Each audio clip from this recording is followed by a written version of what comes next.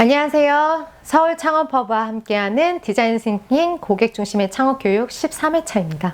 네, 이번 회차에서는 창의적 아이디어로 다양한 솔루션을 만들어냈던 사례를 한번 살펴보도록 하겠습니다. 네, 우선 가벼운 아이디어부터 한번 살펴볼게요. 이게 어떤 걸로 보이세요? 네, 밑에 살짝 보이나요?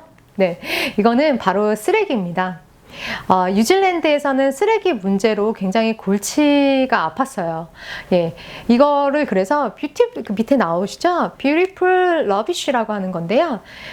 즉 아름다운 쓰레기 캠페인입니다. 이건 뭐냐면 멀리서 보면 보시다시피 플리피나 화초처럼 보이게끔 쓰레기 봉투를 디자인한 겁니다. 예, 뉴질랜드에서도 쓰레기 유기 문제가 굉장히 많이 대두가 됐던 거죠. 근데 이렇게 해놓으니까 쓰레기를 밖으로 내놔도 사실은 굉장히 예쁘고요.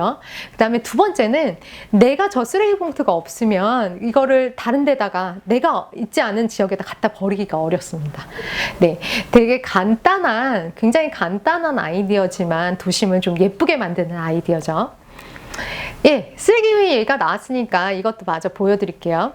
예, 이 골대를 보시는 순간 어떻게 하고 싶으세요? 넣고 싶으시죠? 네, 특히나 운동 좋아하시는 분들은 꼬리는 하고 싶은 생각이 드셨을 텐데요. 네, 보통은 쓰레기통 옆에다가 그냥 잘못 떨어뜨려도 그냥 가시잖아요. 근데 이 쓰레기통은 주워서 꼭 꼬리는 하고 싶은 생각이 드시죠. 자, 이 쓰레기가 계속 나왔으니까 이것도 보여드릴게요. 여기가 어딜까요? 뭔가 더러운 하천처럼 보이죠? 꽃과 쓰레기가 좀 뒤엉켜 있고요. 예, 여기는 겐지스 강입니다. 겐지스 강의 쓰레기 문제는 굉장히 유명합니다. 힌두교 성지인 겐지스 강에 버려지는 꽃은 연간 800만 톤에 달한다고 합니다. 근데 재단에 바친 꽃을 성스러운 겐지스 강에 띄어 보내야 한다는 힌두교인의 인식 때문인데요. 문제는 꽃이 강물을 오염시키는 주요 원인 중 하나라는 겁니다. 재배하고 장식으로 가꾸는데 사용되는 농약과 살충제 성분이 스며들기 때문인데요.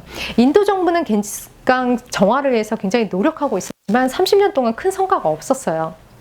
이것들의 가장 큰 걸림돌은 바로 성스러운 꽃이라는 이유 때문입니다. 그러니까 재단에 바쳤던 성스러운 꽃을 처분할 수가 없는 거죠. 이거를 어떤 식으로 해결했냐? 자, 보세요.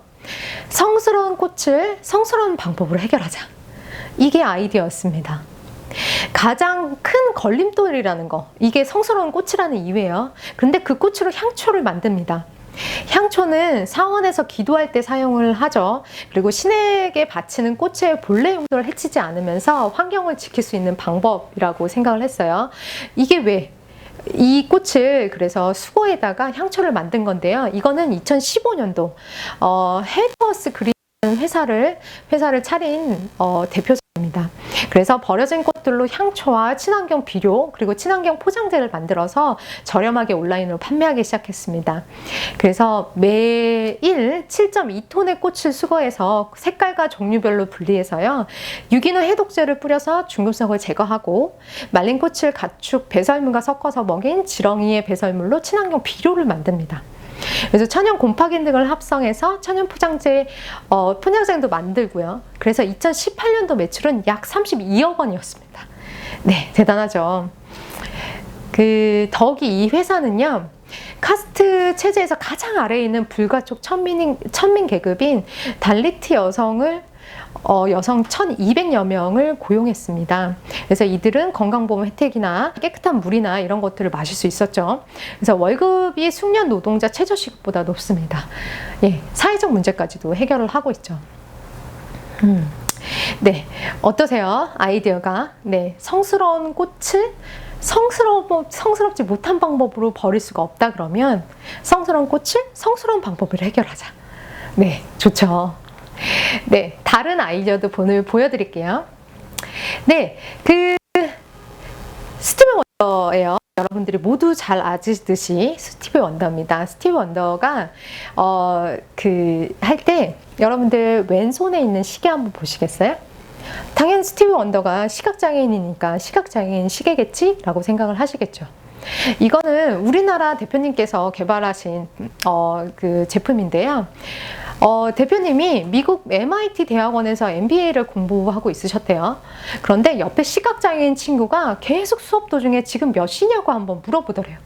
그래서 손목을 봤더니 누르면 음성으로 시간을 알려주는 시각장애인용 시계가 있는데 자꾸 자기한테 확인을 하더래요.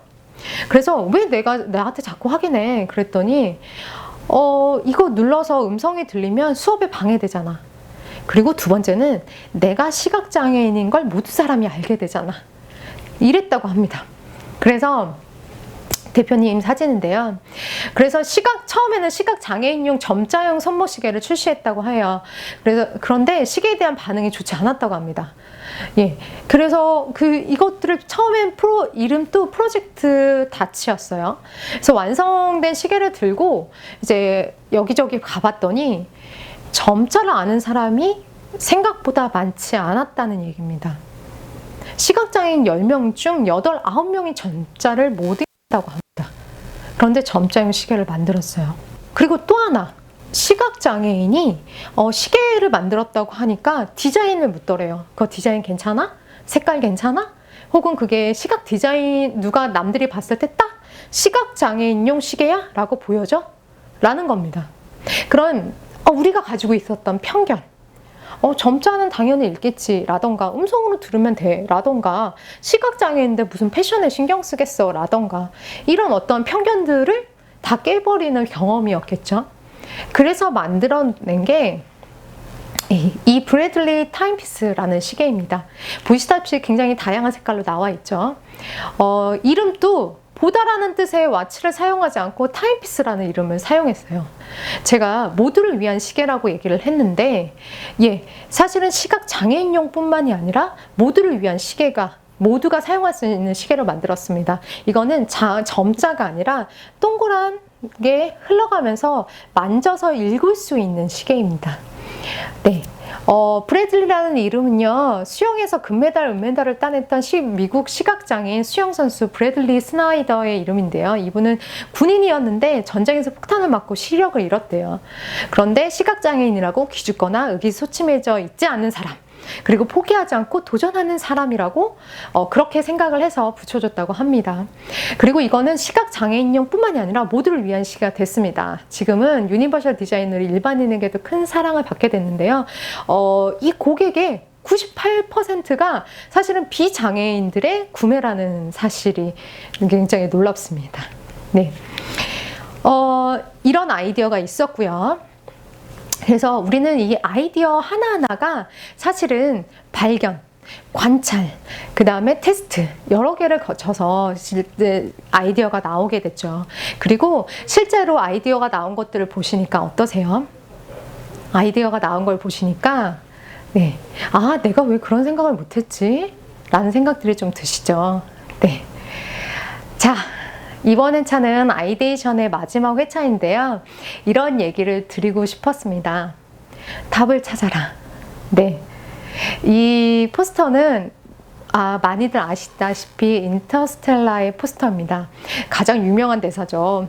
우리는 해답을 찾을 것이다. 늘 그랬듯이. 네. 제가 말씀드리고 싶었던 아이데이션에서 마지막 회차 때 말씀드리고 싶었던 게 이겁니다. 정답이 아닌 해답을 찾아라. 정답은 하나고요. 해답은 여러 개인 거 아시죠? 그래서 여러분들만의 해답을 찾아내셔야 됩니다. 아이디에이션에 굉장히 많은 다양한 사례를 들었던 건 그분들만의 해답을 찾으셨던 거기 때문이에요. 그분들의 해답들을 따라가자라는 얘기는 아니었습니다. 시장에는 수많은 불편함과 수많은 욕구가 있습니다. 그리고 그것을 해결하고 충족할 수만 가지의 해답이 이미 있습니다. 네.